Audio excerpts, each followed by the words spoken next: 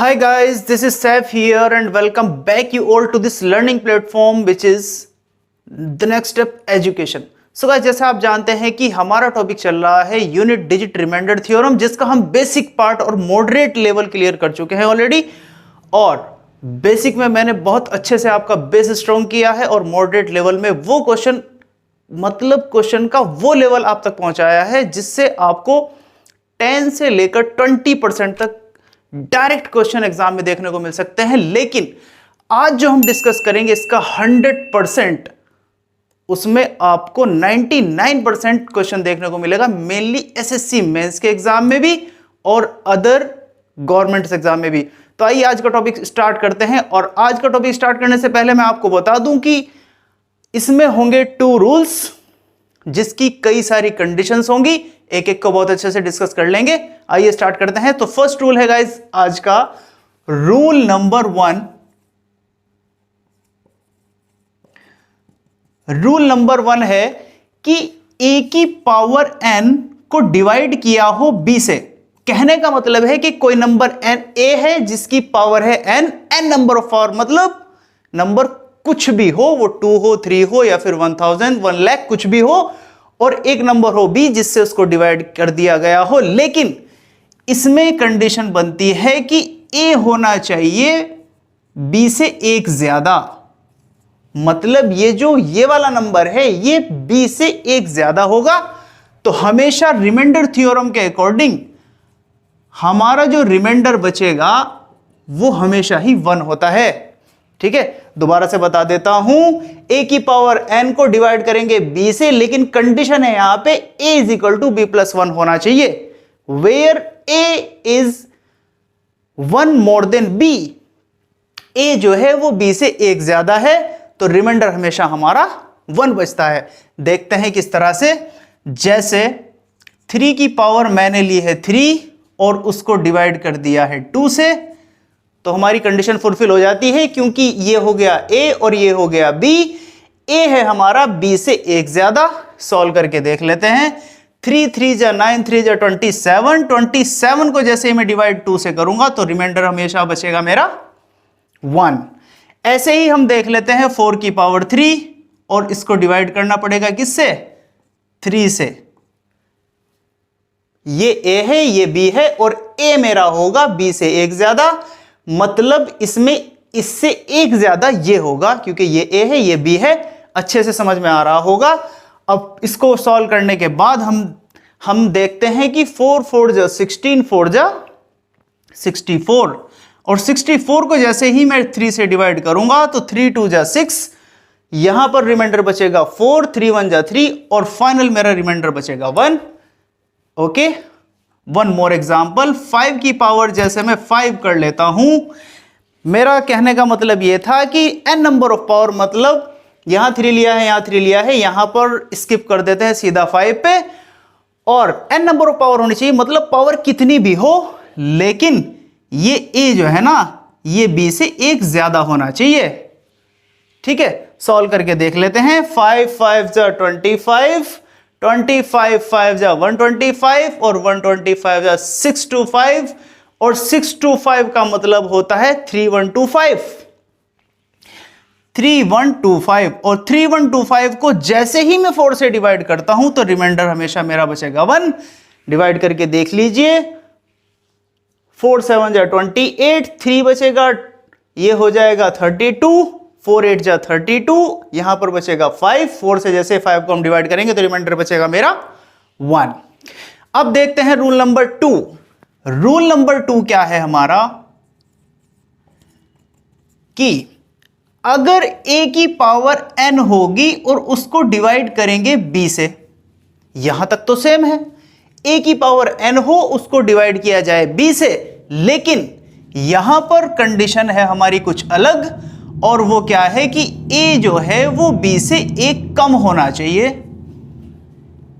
ठीक है, a is equal to 1 less than b, मतलब a जो है ना वो b से एक कम होना चाहिए। पहले जो रूल नंबर 1 में कंडीशन थी वो थी कि a जो है ना b से एक ज्यादा होगा, यहां पर है a b से एक कम होना चाहिए। तो रिमाइंडर क्या बचेगा, अब यहां पे बात आती है तो रिमाइंडर क्या बचेगा रिमाइंडर थ्योरम के अकॉर्डिंग। सो गाइस यहां पे ध्यान रखना कि जब इस तरह की कंडीशन हो तो फिर हम देखते हैं पावर, फिर हम देखते हैं पावर जो बैठी है हमारी n का रूप लेकर के। ठीक है, पावर को देखेंगे, अगर पावर होगी हमारी इवन तो रिमाइंडर बचेगा हमेशा 1। अगर पावर होगी इवन तो रिमाइंडर बचेगा 1, और अगर पावर जो n के रूप में बैठी हुई है अगर वो पावर होगी ऑड तो रिमाइंडर बचेगा मेरा हमेशा a। मतलब क्वेश्चन का ये वाला पार्ट दोबारा से समझ लीजिए। रूल नंबर 2 है मेरा a की पावर n को डिवाइड किया है b से, ये कोई नंबर है, ये कोई नंबर है, और ये जो फर्स्ट वाला नंबर है इसकी पावर है n, मतलब कोई भी नंबर हो सकता है पावर के रूप में। कंडीशन है यहां पर a is equal to b minus 1, मतलब a b से एक कम होना चाहिए, तो रिमाइंडर क्या बचेगा, उसकी कंडीशन होगी क्या। पहले तो कंडीशन ये थी कि रिमाइंडर हमेशा 1 बच रहा था जब a b से एक ज्यादा था, लेकिन इस कंडीशन में हम पावर को देखेंगे जो n के रूप में हमें दिखाई दे रही है। अगर पावर इवन होगी तो रिमाइंडर हमेशा 1 बचेगा, लेकिन अगर पावर ओड होगी तो रिमाइंडर हमेशा हमारा a बचेगा, ये वाला नंबर। देख लेते हैं किस तरह से। देखिए मैं यहां पे लेता हूं एग्जांपल 3 की पावर 1। अब यहां पे 3 की पावर 1 है और मैंने लिया है ये a, तो b के रूप में मुझे क्या लिखना पड़ेगा, a जो है कम होगा, a कम होगा b से और वो भी 1, तो मुझे डिवाइड करना पड़ेगा यहां पर 4 से। दूसरी कंडीशन लेते हैं 3 की पावर 2 डिवाइड अभी भी 4 से, 3 की पावर 3 डिवाइड अभी भी 4 से, और 3 की पावर अगर मैं 4 लूं डिवाइड अभी भी 4 से। इन दोनों कंडीशन को फुलफिल कर लेता हूं। 3 की पावर 1 4 से जैसे मैं डिवाइड करूंगा तो डिवाइड नहीं होगा, सारा का सारा रिमाइंडर ही बच जाएगा, और रिमाइंडर क्या बचेगा मेरा 3। रिमाइंडर क्या बचेगा मेरा 3। अब 3 की पावर 2 का मतलब होता है 3 3 जा 9, और 9 को जैसे ही हम डिवाइड करते हैं 4 से तो रिमाइंडर बचेगा मेरा 1। अब यहां पर आ जाइए थर्ड पार्ट पर इसके, 3 3 जा 9, 3 जा 27, और 27 को जैसे ही मैं डिवाइड करूंगा 4 से तो रिमाइंडर बचेगा मेरा 3। नेक्स्ट 3 3 जा 9, 3 जा 27, 3 जा 81, और 81 को जैसे ही मैं डिवाइड करूंगा 4 से तो मेरा आंसर आएगा 1। कहने का मतलब क्या हुआ कि हमारा जो रूल नंबर 2 है यहां पर फुलफिल हो रहा है कि नहीं हो रहा है। देखिए a की पावर n डिवाइड किया है b से, और a है b से एक कम, जो यहां पे कंडीशन है a b से एक कम है, तो रिमाइंडर मेरा बच रहा है a। क्यों बच रहा है, क्योंकि पावर है ऑड।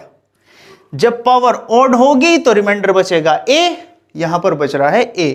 ठीक है, पावर इवन है तो रिमाइंडर बच रहा है 1, पावर ओड हो गई रिमाइंडर बच गया फिर से a, और पावर इवन हो गई फिर से बच गया रिमाइंडर 1। दूसरा एग्जांपल लेते हैं अच्छी तरह समझने के लिए। 5 की पावर 1 तो मुझे डिवाइड करना पड़ेगा किससे, ये जो है b से एक कम होना चाहिए, तो मुझे डिवाइड करना पड़ेगा 6 से। ये कंडीशन फुलफिल हो जाती है नहीं हो जाती, रूल नंबर सेकंड वाली।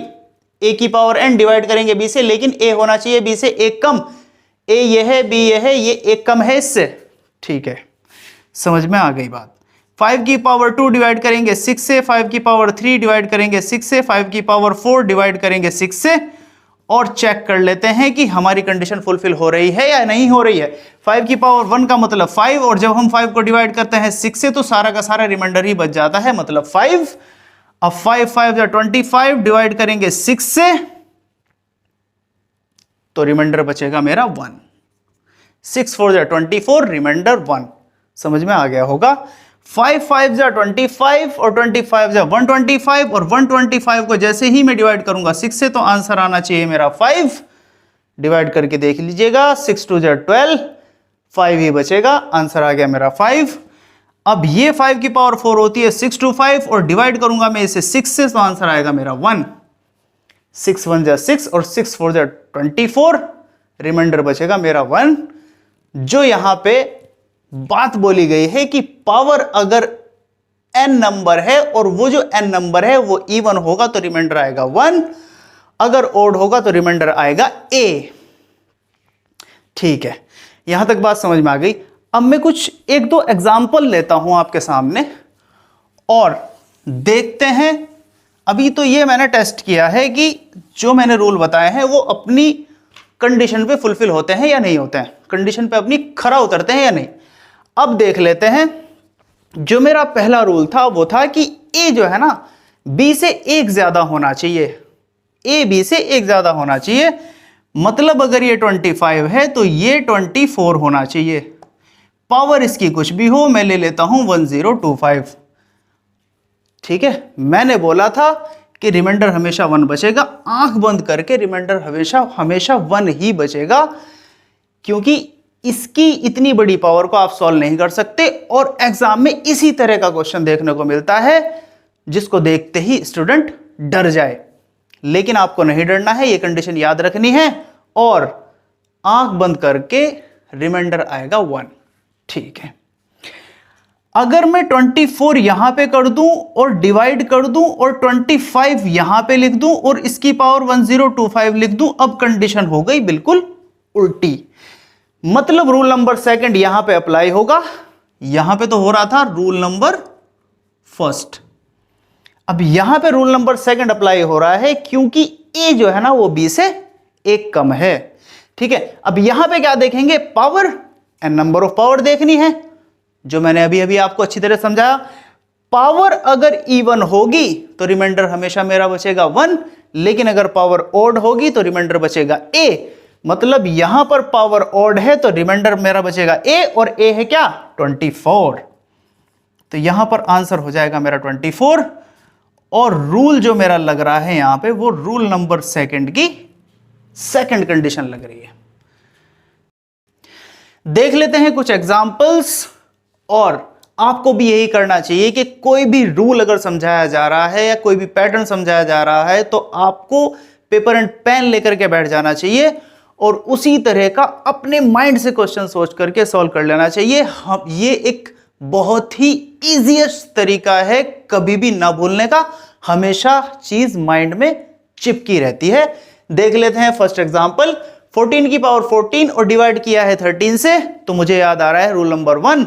मतलब ये a है ये b है और a है b से एक ज्यादा और रिमाइंडर बचेगा मेरा हमेशा 1।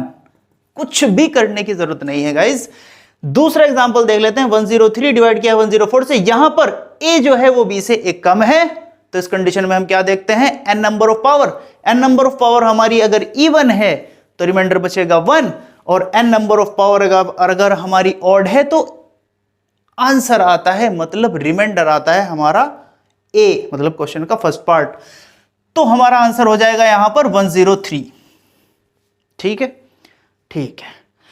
नेक्स्ट एग्जांपल, 3 to 5 की पावर ये डिवाइड किया है 3 to 6 से, मतलब a जो है वो b से एक कम है।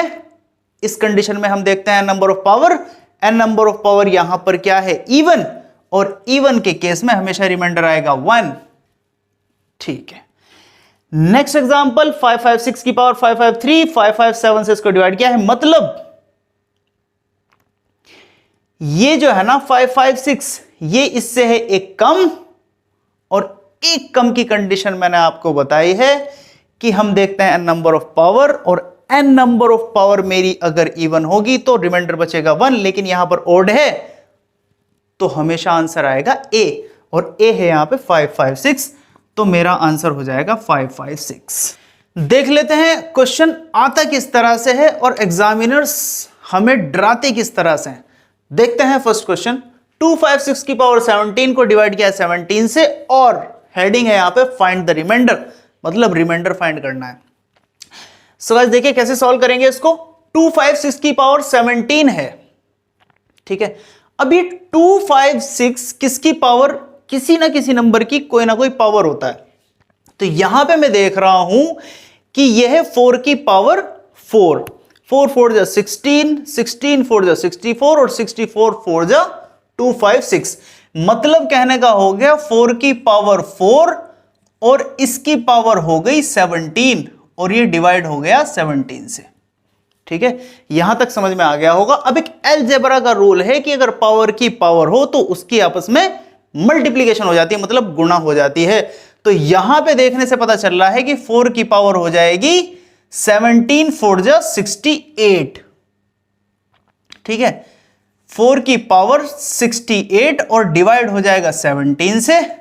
अब आगे हम देख लेते हैं कि ये जो है यहां पर 4 की पावर में अगर 2 कर दूं और फिर इसकी पावर कर दूं 68, इसको भी मैं इस तरह से लिख सकता हूं, 68 नहीं, यहां पर आएगा 34, क्योंकि 34 इंटू 2 68 हो जाएगा।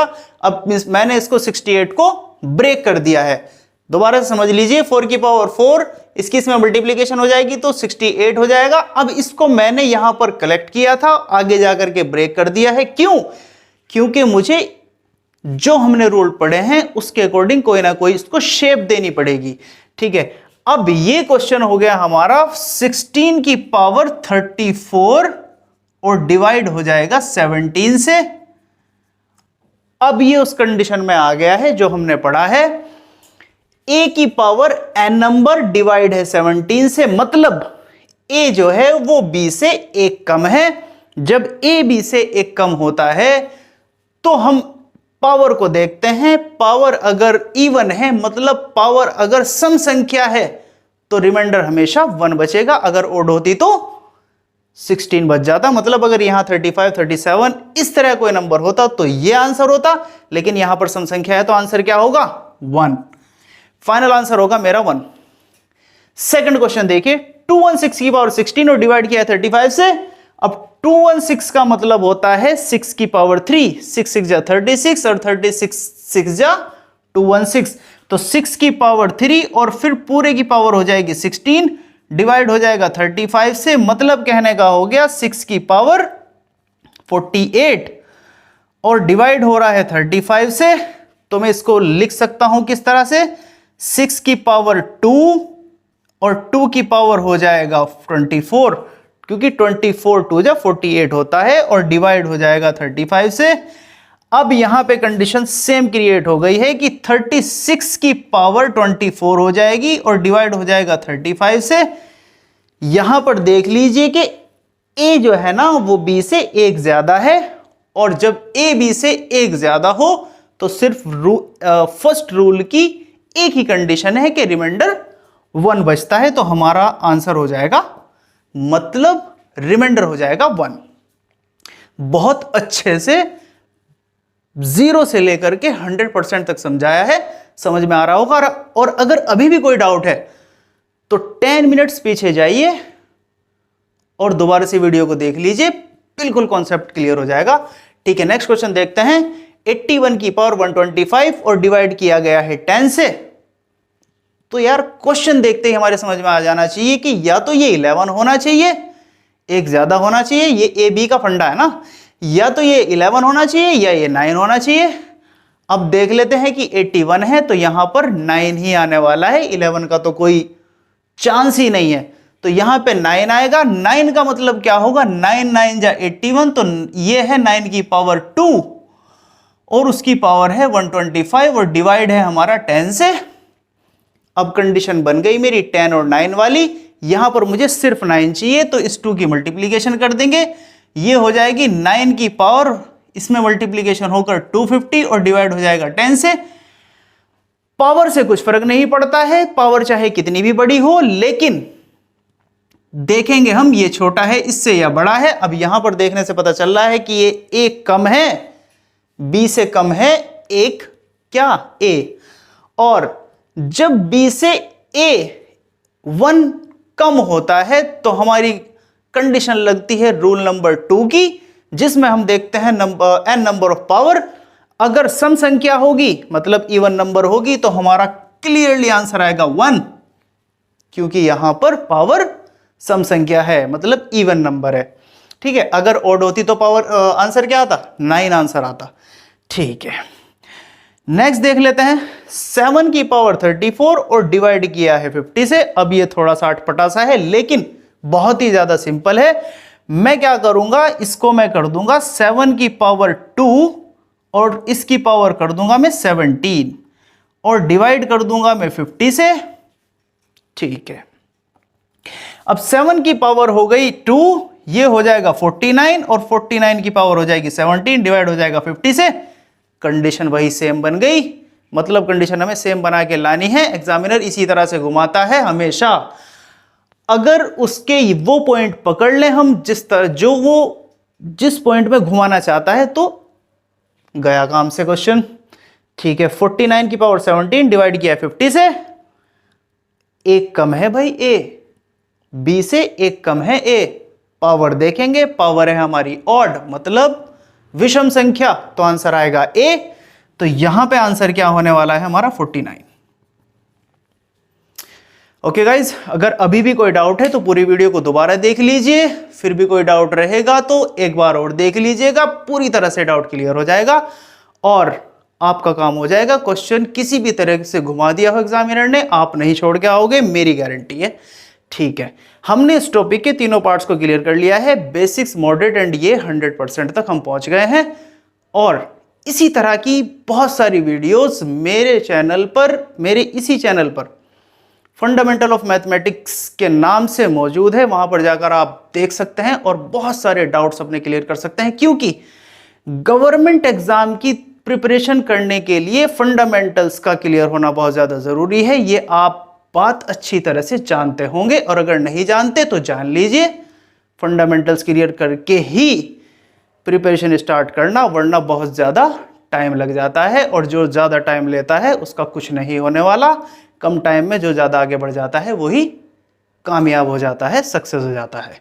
ओके गाइज, मिलते हैं अगली किसी कॉन्सेप्ट, किसी और कंटेंट के साथ, किसी और टॉपिक के साथ, और बहुत ही अच्छे डिफरेंट अप्रोच के साथ, डिफरेंट मेथड के साथ।